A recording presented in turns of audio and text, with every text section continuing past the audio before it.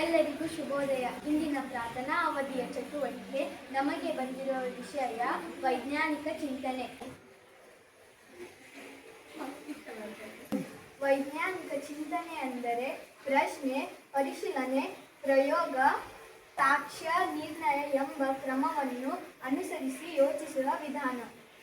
ವೈಜ್ಞಾನಿಕ ಚಿಂತನೆಯ ಹಂತಗಳು: ಸಮಸ್ಯೆ ಗುರುತಿಸುವುದು, ಪ್ರಶ್ನೆ ರೂಪಿಸುವುದು, ಅನುಮಾನ ಮಾಡುವುದು, ಪ್ರಯೋಗ ನಡೆಸುವುದು, ದತ್ತಾಂಶ ಸಂಗ್ರಹಣೆ, ಫಲಿತಾಂಶ ವಿಶ್ಲೇಷಣೆ, ನಿರ್ಣಯಕ್ಕೆ ಬರುವುದು. ವೈಜ್ಞಾನಿಕ ಚಿಂತನೆ ಬೆಳೆಸುವ ಚಟುವಟಿಕೆಗಳು: ವಿಜ್ಞಾನ ಕ್ಲಬ್ಗಳಲ್ಲಿ ಭಾಗವಹಿಸುವುದು, ಪ್ರಾಜೆಕ್ಟ್ ವರ್ಕ್ ಮಾಡುವುದು, ವಿಜ್ಞಾನ ಮೇಳಗಳಲ್ಲಿ ಭಾಗವಹಿಸುವುದು, ಸಣ್ಣ ಪ್ರಯೋಗಗಳು, ಚರ್ಚೆ ಮತ್ತು ಸಂವಾದಗಳು, ಪ್ರಶ್ನಿಸಿ ಉತ್ತರ ಕಂಡುಕೊಳ್ಳುವ ವೈಜ್ಞಾನಿಕ ಮನೋಭಾವ. ಪ್ರತಿಯೊಂದು ಸನ್ನಿವೇಶವನ್ನು ವೈಜ್ಞಾನಿಕ ಮನೋಭಾವದಿಂದ ನೋಡಿ ತೀರ್ಮಾನಕ್ಕೆ ಬರಬೇಕು. ಇಲ್ಲದಿದ್ದರೆ ಕಾರಣ ತಿಳಿಯದೆ ಮಾಡಿದ ಕೆಲಸಗಳು ಮೂಢನಂಬಿಕೆಯನ್ನು ಹುಟ್ಟಿಸುತ್ತವೆ. ಉದಾಹರಣೆಗೆ, ರಾತ್ರಿ ವೇಳೆ ಅರಳಿ ಮರದ ಹತ್ತಿರ ಹೋಗಬೇಡಿ. ದುಷ್ಟ ಶಕ್ತಿಗಳನ್ನು ದೂರ ಮಾಡಲು ನಿಂಬೆ ಮತ್ತು ಮೆಣಸಿನಕಾಯಿಗಳನ್ನು ಕಟ್ಟುವುದು. ಹೊರಗೆ ಹೋಗುವ ಮೊದಲು ಮೊಸರು ಮತ್ತು ಸಕ್ಕರೆ ತಿನ್ನುವುದು. ಸೂರ್ಯಾಸ್ತ ನಂತರ ಮನೆ ಸ್ವಚ್ಛಗೊಳಿಸುವಂತಿಲ್ಲ.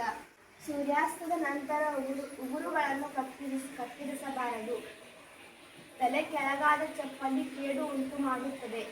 ಕಣ್ಣು ಮಿಟುಕುವುದು ಅಪಶಕುನದ ಸಂಕೇತ. ಕಪ್ಪು ಬೆಕ್ಕು ರಸ್ತೆಯಲ್ಲಿ ಅಡ್ಡ ಬಂದರೆ ಅಪಶಕುನ. ಕಾಗೆಗಳಿಗೆ ಎಡೆ ನೀಡುವುದು.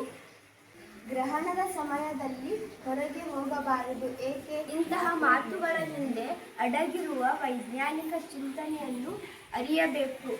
ಕಾರಣ ತಿಳಿಯಬೇಕು. ವೈಜ್ಞಾನಿಕವಾಗಿ ಯೋಚಿಸಬೇಕು. ಏಕೆ, ಹೇಗೆ ಎಂಬ ಪ್ರಶ್ನೆಗೆ ಉತ್ತರಿಸಲು ಪ್ರಯತ್ನಿಸಬೇಕು. ರಾತ್ರಿ ಸಮಯ ಮರದ ಕೆಳಗೆ ಮಲಗಬಾರದು. ಏಕೆ? ಯಾರಾದರೂ ಹೇಳ್ತೀರಾ? ರಾತ್ರಿ ಹೊತ್ತಿನಲ್ಲಿ ಅರಳಿ ಮರವು ಕಾರ್ಬನ್ ಡೈಆಕ್ಸೈಡ್ ಅನ್ನು ಹೊರಗೆ ಬಿಡುತ್ತದೆ. ಅದಕ್ಕೆ ರಾತ್ರಿ ಹೊತ್ತು ಅರಳಿ ಮರದ ಹತ್ತಿರ ಹೋಗಬಾರದು. ರಾತ್ರಿ ಸಮಯ ಮರಗಳು ಉಸಿರಾಟ ಕ್ರಿಯೆಯನ್ನು ನಡೆಸುತ್ತಿರುತ್ತವೆ. ಆದ ಕಾರಣ ನಾವು ಮರದ ಕೆಳಗೆ ಮಲಗಿದರೆ ನಮಗೆ ಉಸಿರಾಟದ ತೊಂದರೆಯಾಗುತ್ತದೆ. ರಾತ್ರಿ ಹೊತ್ತು ಕಸವನ್ನು ಹೊರಗೆ ಚೆಲ್ಲಬಾರದು. ಏಕೆ?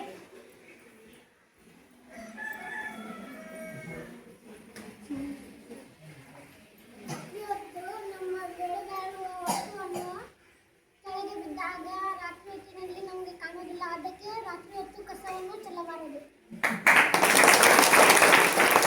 ಮೊದಲಿನ ಕಾಲದಲ್ಲಿ ಮನೆಯಲ್ಲಿ ವಿದ್ಯುತ್ ದೀಪವಿರಲಿಲ್ಲ.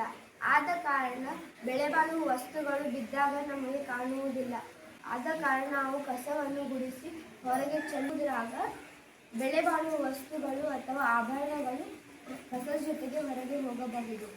ಧನ್ಯವಾದಗಳು.